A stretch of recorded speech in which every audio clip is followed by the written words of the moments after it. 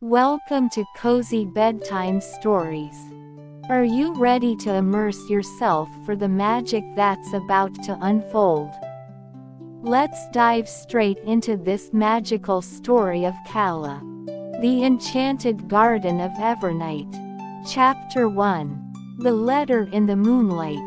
On the outskirts of the quiet village of Willowshade, a young botanist named Calla lived in a quaint cottage surrounded by her beloved plants. Her days were spent nurturing herbs and flowers, but her nights were filled with dreams of a legendary garden called Evernight, said to bloom under perpetual starlight. One crisp autumn evening, while cataloging her findings, Calla noticed an envelope tucked beneath a pot of moonflowers. It was sealed with silver wax, bearing a sigil of intertwined vines and stars. Curious, she opened it to find a letter written in an elegant, swirling script. Calla, keeper of life and light, your touch is needed in the garden of Evernight. The path reveals itself under the hunter's moon. Follow the whispers of the wind. Her heart raced. Though unsure who sent the letter, she felt an undeniable pull to heed its call. Chapter 2. The Path of Whispers. That night, the hunter's moon cast its silvery glow over Willowshade. As Calla stepped outside, the wind picked up, carrying faint whispers. It sounded like a melody of rustling leaves and distant laughter. Following the ethereal tune, she wandered through the forest. The deeper she went, the more surreal her surroundings became. The trees glowed faintly, their bark etched with shimmering runes. Fireflies danced in intricate patterns, lighting her way. At the heart of the forest, she found an archway woven from living vines, pulsing with an otherworldly light. Beyond it lay a garden unlike any she had ever seen. Chapter 3. Entering Evernight. Stepping through the archway, Calla gasped. The Garden of Evernight was alive with colors she couldn't name. Flowers shimmered like jewels, and their petals seemed to hum softly. Streams of silver water flowed under bridges made of crystal, and glowing fruit hung heavy from trees with golden leaves. In the center of the garden stood a towering, ancient tree with roots sprawling like veins of light. Beneath its boughs, a figure awaited her. A tall man with hair the color of midnight and eyes that sparkled like stars. "Welcome, Calla," he said, his voice like a gentle breeze. "I am Lysander, guardian of Evernight. The garden has chosen you." Chapter 4. The Guardian's Plea. Lysander explained that Evernight was no ordinary garden. Its magic sustained the balance between the mortal world and the realm of dreams. But recently, a shadow had crept into the garden, draining its life. If left unchecked, the shadow would consume Evernight and seep into the mortal world, unraveling the dreams of all who dwelled there. "You have a gift, Calla," Lysander said. "Your connection to plants and life is stronger than any we've seen. Will you help restore the garden's light?" Though overwhelmed, Calla nodded. She couldn't ignore the garden's call. Chapter 5. The Glimmering Map. Lysander handed her a map that glowed faintly. It showed the layout of Evernight, with 5 points marked in gold. "These are the sources of the shadow's corruption," he said.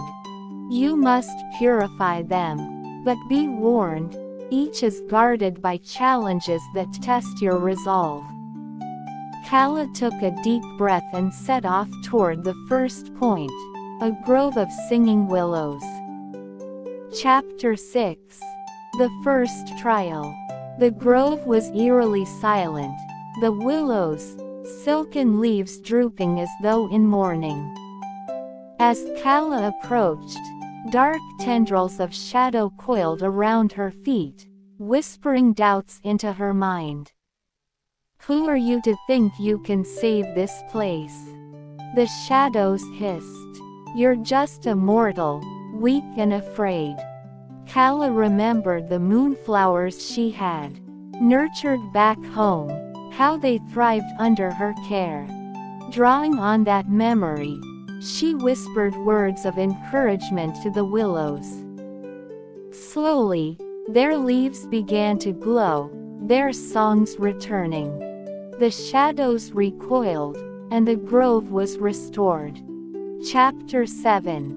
The Fountain of Reflection. The second point on the map led her to a fountain whose waters were still and dark. As she peered into its surface, her own reflection stared back, distorted and menacing. The reflection spoke, its voice mocking. "You're only here because of a whim. You'll fail, just like you've failed before." Kala closed her eyes, focusing on the love she poured into her plants and the joy they brought to others.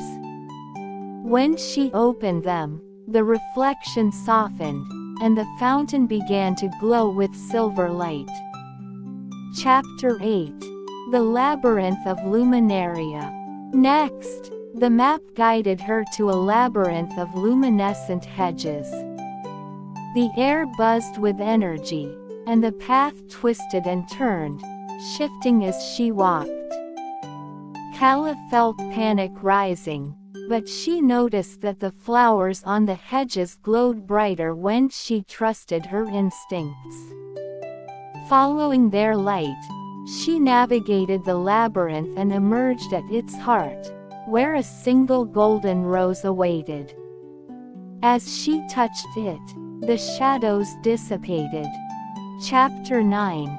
The Heart of the Shadow. The final point was at the base of the ancient tree. Its roots, once radiant, were now tangled with dark vines that pulsed with malevolence. Lysander joined her, his presence steadying her nerves. "This is the source of the shadow," he said. "It feeds on fear and despair. You must confront it with your light." Kala knelt before the tree, placing her hands on its roots. She thought of every life she had nurtured, every moment of beauty she had witnessed. A warm light flowed from her heart into the tree, burning away the shadows. Chapter 10. Evernight Restored. The garden burst into life, its colors more vibrant than ever.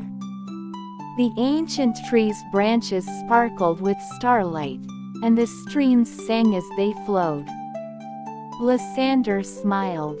"You have done what no other could, Kala. Evernight will flourish again, thanks to you." As a reward, the garden gifted her a seed of starlight, which she could plant in her world to create a haven of magic and peace. When Kala returned to her cottage, she planted the seed in her garden. Under her care, it grew into a tree that shimmered under the stars, a reminder of the magical journey she had undertaken and the light she carried within her.